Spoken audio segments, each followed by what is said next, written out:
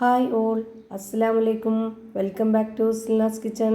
ഇന്നത്തെ റെസിപ്പി ഭയങ്കര സിമ്പിളായിട്ടുള്ള നല്ല ടേസ്റ്റി ആയിട്ടുള്ള ഒരു വെറൈറ്റി പലഹാരത്തിൻ്റെ റെസിപ്പിയാണ്.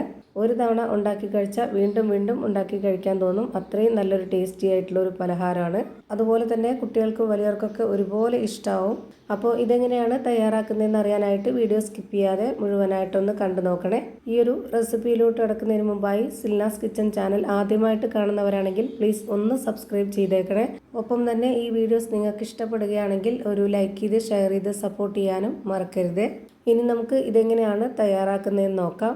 ഇതിനായി ആദ്യം തന്നെ സ്റ്റവിലേക്ക് ഒരു പാൻ വെച്ച് കൊടുത്തു. ഫ്ലെയിം ഓൺ ആക്കി കൊടുത്തിട്ടില്ല, ഇപ്പോൾ തന്നെ ഓൺ ആക്കണ്ട.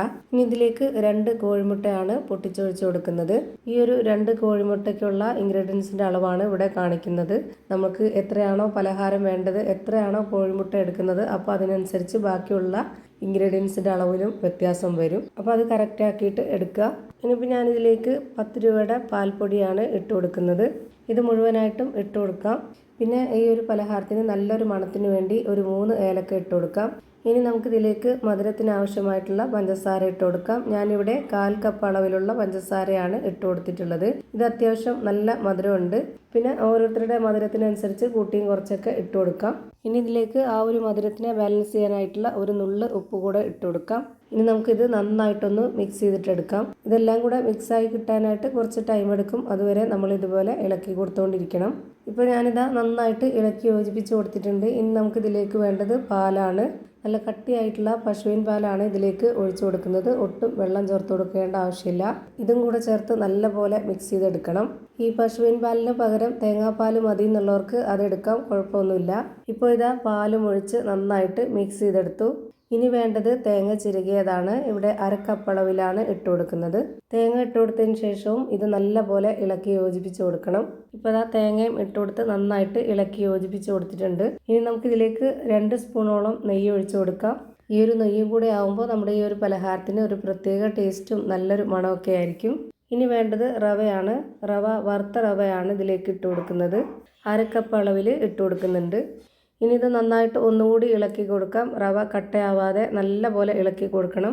നെയ്യ് ഒഴിച്ചെടുത്തതിന് പകരം നിങ്ങൾക്ക് ബട്ടറാണ് ഉള്ളതെന്നുണ്ടെങ്കിൽ അത് ഒഴിച്ചെടുത്താലും കുഴപ്പമൊന്നുമില്ല. നെയ്യിലാണ് കൂടുതൽ ടേസ്റ്റ്.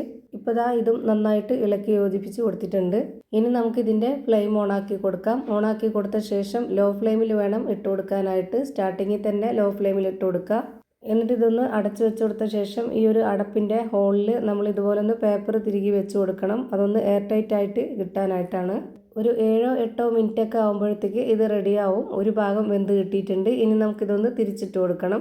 നല്ല സോഫ്റ്റ് ആയിട്ടുള്ള നല്ല നൈസായിട്ടുള്ള ഒരു അടിപൊളി പലഹാരമാണ്. ഇത് നമുക്ക് എടുക്കുമ്പോൾ പൊട്ടിപ്പോവാതിരിക്കാൻ പ്രത്യേകം ശ്രദ്ധിക്കണം. ഇപ്പോൾ ഇത് തിരിച്ചിട്ട് കൊടുത്തിട്ടുണ്ട്. ഇനി ഒന്നുകൂടി ഇത് അടച്ചു വെച്ച് കൊടുക്കാം. 1-2 മിനിറ്റ് മാത്രം ഇത് ഈ ഒരു ഭാഗം വേവിച്ചെടുക്കുക.